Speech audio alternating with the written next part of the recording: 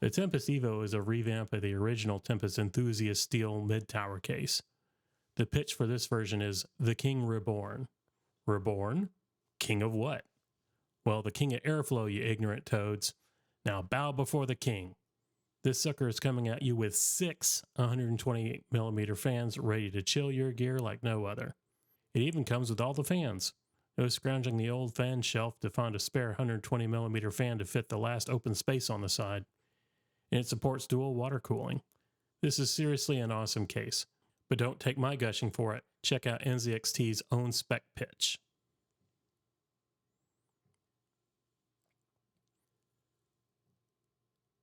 That's a lot of info to pack into one review, and I still have to put my observations in here. So let's begin with what comes with this thing. Let's start with the box. First of all, trying to pick this thing up to sit on my table for critiquing is a little hard from a sitting position. The entire package weighs 28 pounds. The box art's pretty awesome, featuring a charcoal-style drawing of what I assume is a godlike entity raising up the Tempest Evo on a pedestal of stone surrounded by jagged rocks. Taking the case out of the box is a bit like birthing a newborn baby, and by that, I mean foam padding and a plastic cover. After wriggling the behemoth out of the box and getting the plastic bag off of it, I can set it up and observe. It seems that the further along we get with computer technology, the smaller the hardware is getting, and yet the cases are getting bigger and bigger. The Tempest Evo is most certainly not an exception to the rule. But we're not here to judge the weight and size, we're here to judge the looks and functionality. First off, the aesthetics of this work of art. To start off, the black paint job is a beautiful thing. I will never stop loving the flat black paint job. And it's even more awesome now that the interiors of the case are getting a coat or two. I don't care what you have, paint it black and it doubles in awesomeness instantly. The smoke window is also a nice touch, and they didn't stick with a traditional squared off window, but instead narrowed it at the end closer to the front of the case to match the gradual slope at the top. A single 120mm 9-blade fan sits in the mid-left of the window. NZXT has pretty much pioneered the cool factor when it comes to blank slot grills. They cover every spare section of the case that's allowed to by design. 2 large grills on the top protect delicate fingers from the fans, and there's 8 on the front, not counting the CD and DVD drives, and 6 on the back for expansion card slots. Each one of these fans also has a removable dust screen that slides over it when you take the front of the case off. The rear top and lower front of the case have sleek grooves cut into them, for aesthetics more than anything, I'm quite sure. However, each of the top grooves on the front of the case has clear acrylic silver in it backlit by an LED that serves as the power light and the hard drive light. It's much nicer than the standard LED on the front of most cases right under the power button. And the final touch is the port panel on top. This raised panel, not much more than an inch high, consists of 2 USB 2.0 ports, a headphone and microphone port, a single eSATA port, and a chrome power button and a chrome reset button. Now that we've gotten the outer beauty out of the way, it's time to check out the glory of the guts. 2 thumb screws hold the case's side on. A few turns and pull the outward swinging siding, and we see all the glory that's the interior of the Tempest Evo. The 620mm fans are right there in your face, just begging to be turned on so they can move some air. The third optical bay has a small sliding bay built into it for those of you who still have a floppy drive or a small pet dinosaur that'd like to make his nest in there. They're both from the same period, right?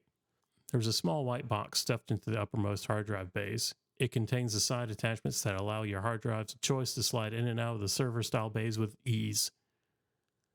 A quick squeeze on this about as fast as it went into the case. Gotta love the fact that we're moving away from internal screws. All the small ends of the wiring were lovingly stuffed into a foam bag to keep safe during transit.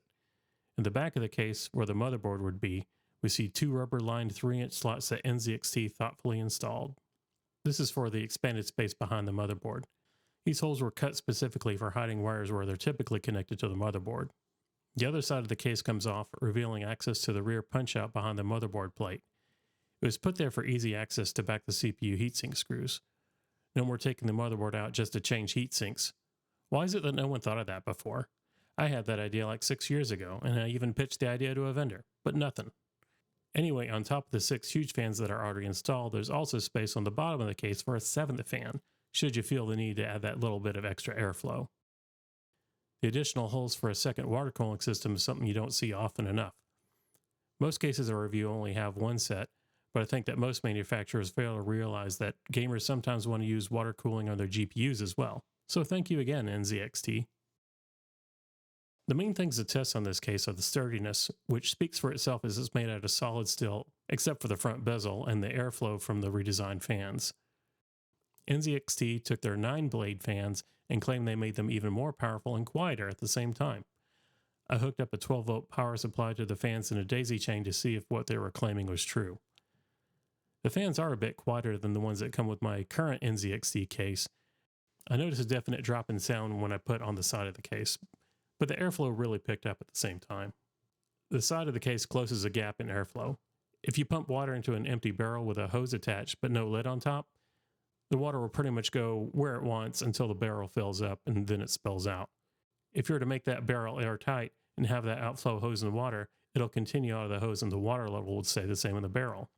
The side of the case does the same for airflow. Fresh air comes in, is drawn directly across the components that need it most, and then is pushed out before it has time to warm up dramatically. No still air means no warm air, and the airflow in the Tempest Evo is very powerful with that side on. So this case is quieter, has more airflow, and a sleeker look. More slots, more expandability for optical drives and hard drives and water cooling. It's no wonder this is known as the enthusiast case. There's enough room in there to shove in a bunch of clowns. It's built like a tank, and it's evolved to the point of never having to remove your motherboard for a simple heatsink change again. What more could you want in a case? I conclude that this case is certainly worth the money for those who are into more power. This is something that every gamer wants in a quality case. To recap, the quality is a 5. It's built like a tank and has plenty of space inside for whatever you dream up.